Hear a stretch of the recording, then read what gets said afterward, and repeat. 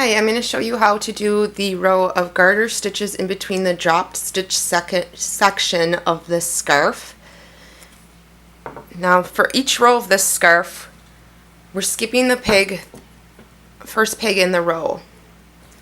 We are then, for this row, we're going to do a row of knits and then a row of purl, creating a garter stitch. So I'm skipping this peg, my working yarn is here, and I'm going to E-wrap the following pegs in the row.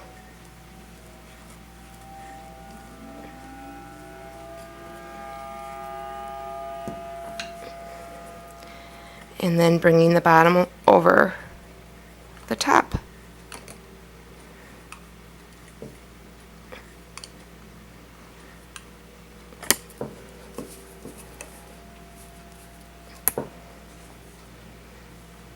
Again, we're E-wrapping.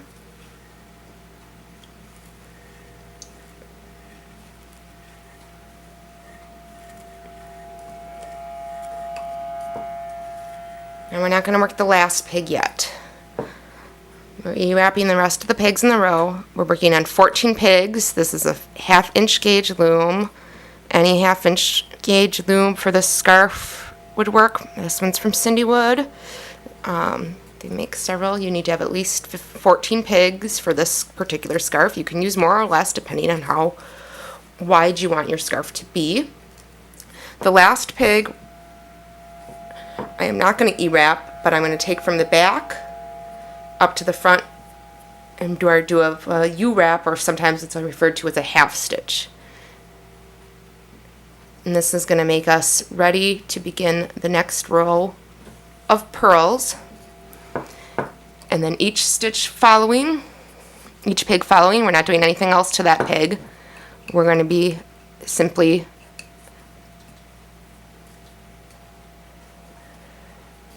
purling these pegs.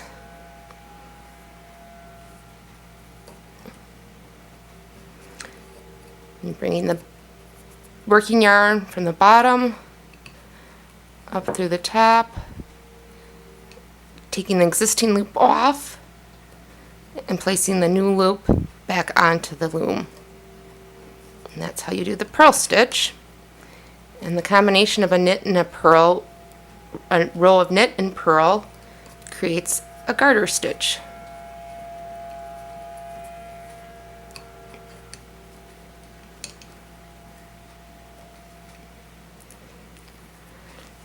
I actually find it easier for me to purl holding my loom like this. And this is how I typically work on my looms. And to me it just goes a bit faster.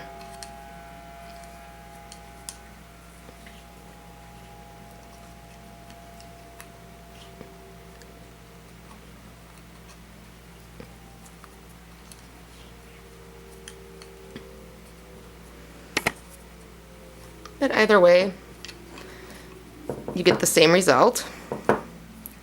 So it doesn't matter if you work from the front or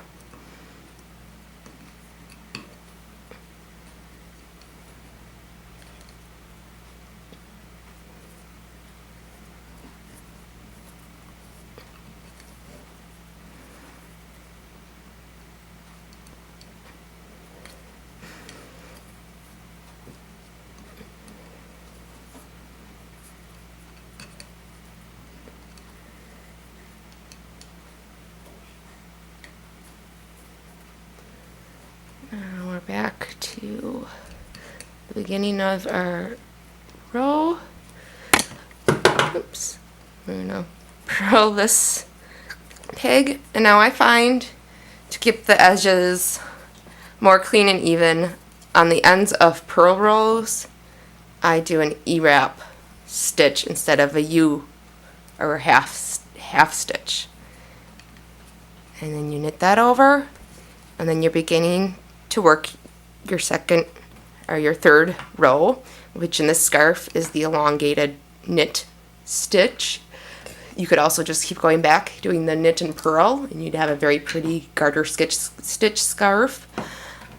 Lots of different ways, but this is how you do a row of garter with a slip stitch edge. Hope that helps. And there's the edges just to help you kind of get an idea of how they look more braided. Thanks for joining me. Have a great day.